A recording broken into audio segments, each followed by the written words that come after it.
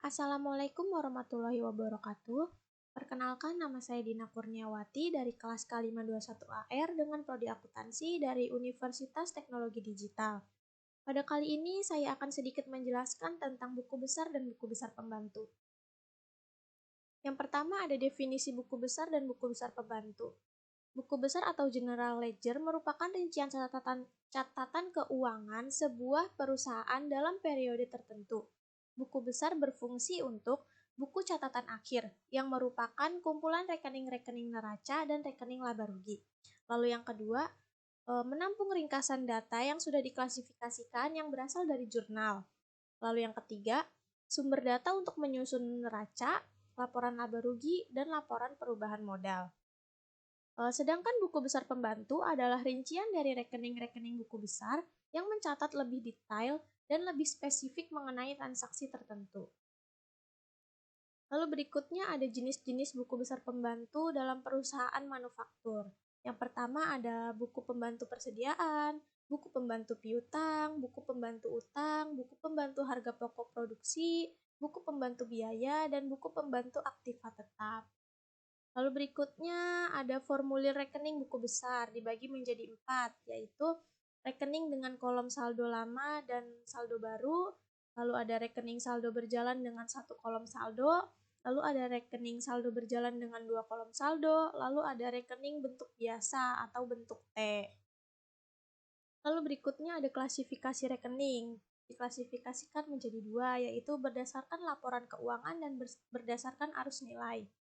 Yang berdasarkan laporan keuangan dibagi lagi menjadi 2, yaitu rekening diklasifikasi sesuai dengan susunan dalam neraca, lalu yang kedua rekening diklasifikasi sesuai dengan susunan dalam laporan laba rugi. Lalu berikutnya ada klasifikasi atas dasar laporan keuangan.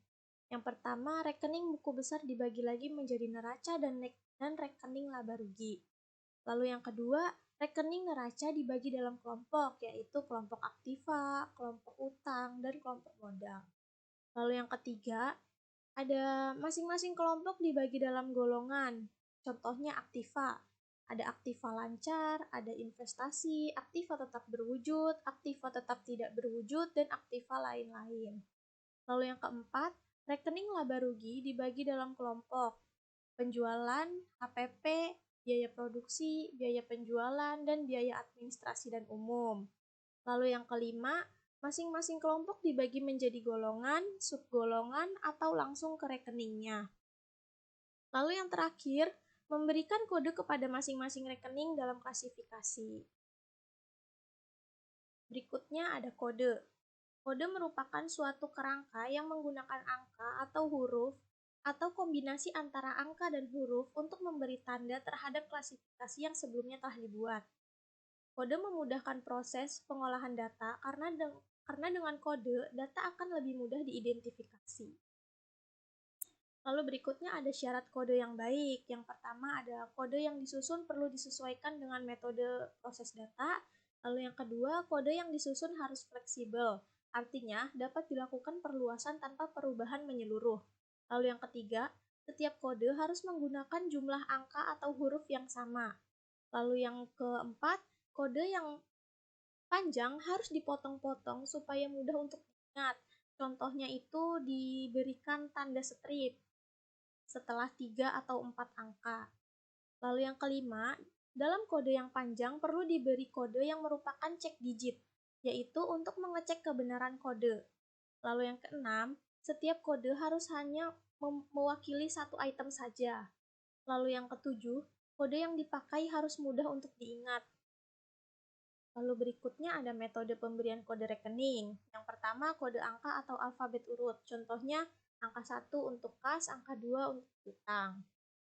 Lalu ada kode angka blok. Contohnya itu 100 sampai 199 adalah kelompok aktiva, 200 sampai 299 adalah kelompok utang, dan 300 sampai 399 adalah kelompok modal. Lalu berikutnya ada kode angka kelompok. Contohnya adalah 1 untuk aktiva, 3 untuk modal, 11 untuk aktiva lancar. Lalu berikutnya ada kode angka desimal. Contohnya 1 untuk persediaan. Lalu di bawahnya ada yang lebih spesifik dari persediaan, yaitu 1.1 adalah persediaan bahan baku. Lalu ada turunannya lagi 1.1.1 adalah persediaan kayu. Lalu berikutnya metode posting ke dalam rekening buku besar dan buku besar pembantu dibagi menjadi 4 metode. Yang pertama ada metode tangan atau menggunakan pulpen. Yang kedua ada metode posting langsung dari buku pembantu. Lalu yang ketiga ada metode posting langsung dari dokumen sumber. Lalu yang keempat ada metode tanpa buku pembantu. Sekian yang dapat saya sampaikan, kurang lebihnya saya mohon maaf. Wassalamualaikum warahmatullahi wabarakatuh.